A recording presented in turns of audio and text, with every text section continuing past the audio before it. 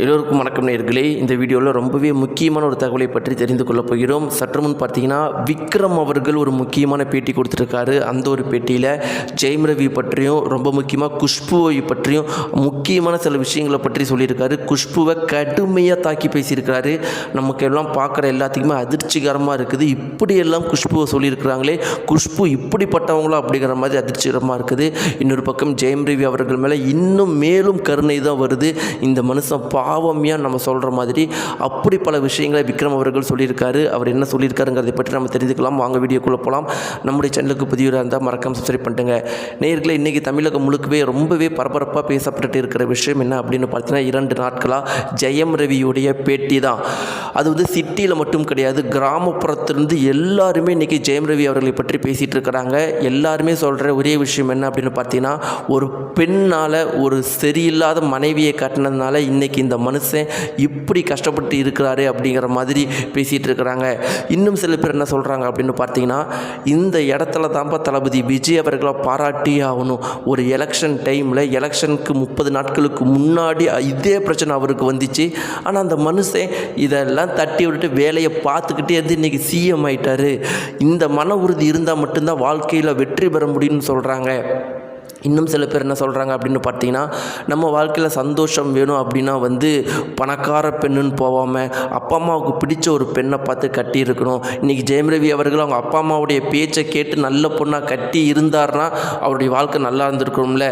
எவ்வளோ தான் அழகாக, எவ்வளோ தான் ஹைட்டாக, எவ்வளோ சூப்பராக இருந்தாலும் மனைவி சரியில்லைன்னா கடைசியில் இப்படி வாழ்க்கை முழுக்க கஷ்டப்பட்டுட்டு தன்னுடைய திறமை அறிவு எல்லாம் வீணாக போய் கடைசியில் ஒன்றுமே இல்லாமல் வாழ்க்கையில் பின்னாடி போயிடுவோம் அப்படிங்கிறது ஜெயனுடைய வாழ்க்கையில் தெரிஞ்சுக்க வேண்டிய ஒரு விஷயமா எல்லாருமே சொல்லிகிட்டு இருக்கிறாங்க.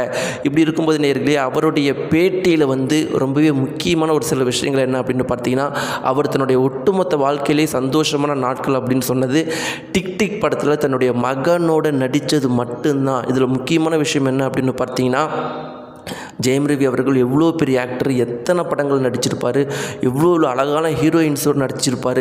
ஆனால் எல்லாத்தையுமே விட்டுட்டு தன்னுடைய மகனோட அந்த டிக் டிக் படத்தில் நடித்த அந்த கொஞ்ச நாட்கள் தான் வாழ்க்கையிலேயே ரொம்ப சந்தோஷமான நாட்கள் அப்படின்னு சொல்கிறாருன்னா, அவர் மகன் மேலே எவ்வளோ பாசத்தை வச்சுருக்கிறாரு.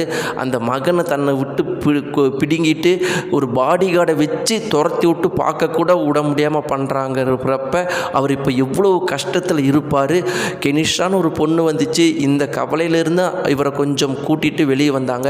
இப்போ அந்த பொண்ணும் இவரை விட்டுட்டு போகும்போது இப்போ இவருக்கு எந்த அளவுக்கு கஷ்டமாக இருக்கும், எப்படிப்பட்ட ஒரு மனநிலையில் இருப்பார் அப்படிங்கிறது நம்ம எல்லாருக்குமே புரிய வருது. அதனால தான் அவர் வந்து தெளிவாக சொல்லிட்டாரு, நான் டைவர்ஸ் வாங்கி என் மனசு தெளிவானதுக்கு அப்புறம் தான் படம் நடிக்க வருவேன்னு ஒரு தெளிவான முடிவு எடுத்திருக்காரு. இப்படி இருக்க நேயர்களே, தற்போது பார்த்திங்கன்னா ஜெயம் ரவிக்கு ஆதரவாக பல நடிகர்கள் தங்களுடைய கருத்துக்களை தெரிவிச்சுட்டு இருக்கிறாங்க. ரொம்ப முக்கியமாக ஜெயம் ரவியுடைய நெருங்கி நண்பர்கள் விக்ரம் ஆகட்டும், கார்த்தி ஆகட்டும், இப்படி பல பேர் வந்து தங்களுடைய கருத்துக்களை தெரிவிச்சுட்டு இருக்கிறாங்க. அதில் விக்ரம் சொன்ன கருத்து ரொம்பவே முக்கியமான கருத்தாக பார்க்கப்படுது. அவர் என்ன சொல்லியிருக்காரு அப்படின்னு பார்த்தீங்கன்னா, ஜெயம் ரவி அந்த மனுஷனை பற்றி உங்களுக்கு என்ன தெரியும்? இங்கே இருக்கிற நிறைய பேர் ஜெயம் ரவியை வந்து பொண்டாட்டியை கூட ஒழுங்காக காப்பாற்ற தெரியாதவன், பொண்டாட்டியை கூட பக்கத்தில் வச்சுக்க தெரியாதவன்னு சில பேர்லாம் கேவலமாக பேசுகிறீங்க. கெனிஷா இன்னொரு பொண்ணை கூட்டிகிட்டு வந்துட்டு வச்சுட்டு இருக்கிறான்னு சொல்லிட்டு சில பேர் கேவலமாக பேசுகிறீங்க. அந்த மனுஷன் படுற கஷ்டத்தை நீங்கள் எல்லோரும் தாங்க மாட்டீங்க. அந்த மனுஷன் ரத்தம் வந்து எடுத்துகிட்டு இருக்கிறான். எங்களுக்கெல்லாம் ஒரு கட்டத்தில் பயமாயிடுச்சு செத்துருவானோன்னு. ஆனால் அந்த மனுஷன் ஏதோ இப்போ உடல் நலத்தோட கொஞ்சம் நல்லா இருக்கிறான். அவன் இதுக்கு ஒரு 10 வருஷத்துக்கு முன்னாடி எவ்வளோ அறிவாக பேசுவான் தெரியுமா? இன்றைக்கி புலம்பிக்கிட்டே இருக்கிறான். அந்த மனுஷனாடா இவன் அப்படின்னு சொல்லிட்டு எங்களுக்கு அதிர்ச்சிகரமாக இருக்குது. ஜெயம் ரவிக்கு மட்டும் ஒரு நல்ல மனைவி கிடச்சிருந்தாலா இன்றைக்கி தமிழகத்தில் கோலிவுட்டில் ஒரு நல்ல இடத்துல அவன் இருந்திருப்பான்.